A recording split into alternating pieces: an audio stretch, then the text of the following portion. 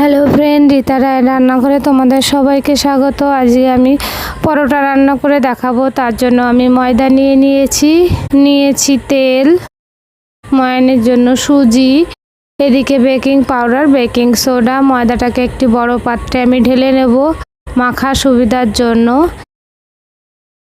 এবার লবণ দিয়ে দেবো এর মধ্যে। লবণটাকে আমি ভালো করে মেখে নেব এর মধ্যে।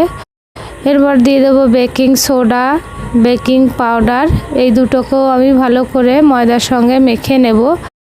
এইবার যে সুজি রেখেছিলাম, সুজিটাও আমি এর মধ্যে দিয়ে সমস্ত শুকনো উপকরণগুলোকে আগে ভালো করে আমি মেখে নেব। তারপর তেল দিয়ে ময়ান দিয়ে নেব। ময়ানটা খুব ভালো করে দিতে হবে, তাহলে পরোটাটা মুচমুচে হবে আর সফটও থাকবে। এই যে আমার ময়ামটা দেওয়া হয়ে গেছে, যা কেমন হয়েছে আপনাদের দেখিয়ে দিচ্ছি কীরকম রাখবে ময়ামের কনসেন্ট্রি। এই যে ময়ামটা এইভাবে দিতে হবে, মুট করলে দলা হয়ে যাবে আর আস্তে চাপ দিলেই ভেঙে যাবে। এবার অল্প অল্প জল দিয়ে আমি এটাকে একটা নর্মাল ডো বানিয়ে নেব, না শক্ত না নরম।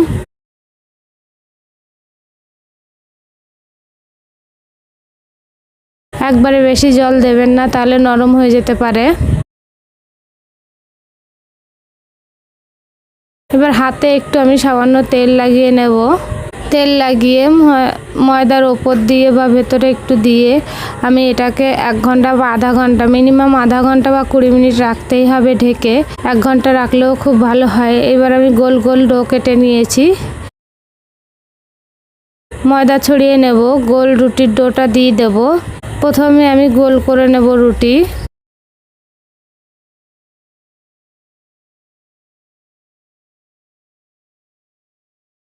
বড় করে গোল করে নিলাম আমি। এই দেখুন রুটিটা আমার ভালোই বড় হয়ে গেছে। এবার এই বড় রুটির উপর দিয়ে আমি সামান্য ময়দা দিয়ে দেব। কোনো তেল বা কিছুই দেব না, শুধু ময়দা দিয়ে দেব।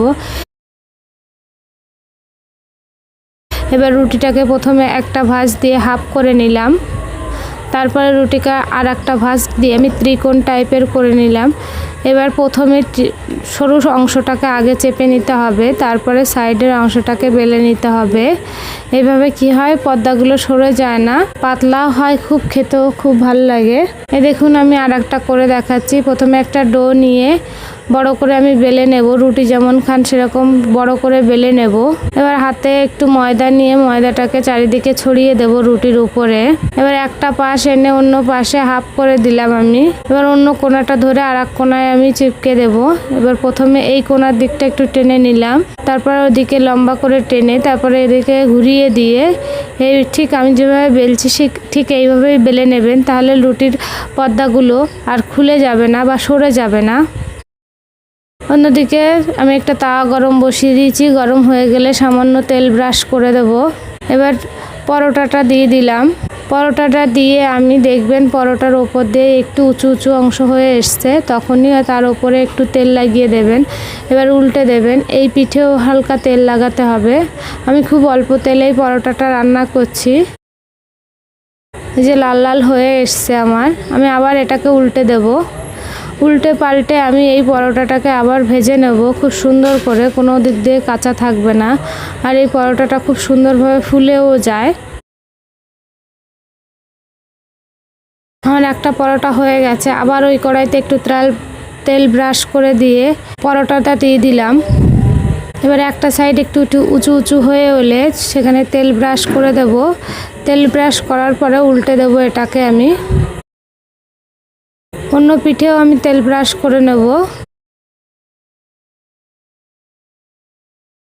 খুন্তি দিয়ে একটু চেপে চেপে ধরলেই রুটিটা ভালোই ফুলে যাবে, চারিদিকেই ফুলে যাবে। আর খেতে খুবই ভালো লাগে। আলুর দম বা যে কোনো তরকারি দিয়ে এই পরোটা খেতে খুবই টেস্টি লাগে। হয়ে গেছে আমার পরোটা তৈরি করা। এই দেখুন আমি একটা ছিঁড়ে দেখাচ্ছি আপনাদের কেমন হয়েছে। এই দেখুন ভেতরের লেয়ারটা খুবই সুন্দর হয়েছে, একদমই পাতলা। এই দেখুন, আর খেতে খুবই টেস্টি হয়। আপনারা একবার অবশ্যই বাড়িতে বানিয়ে খেয়ে দেখবেন।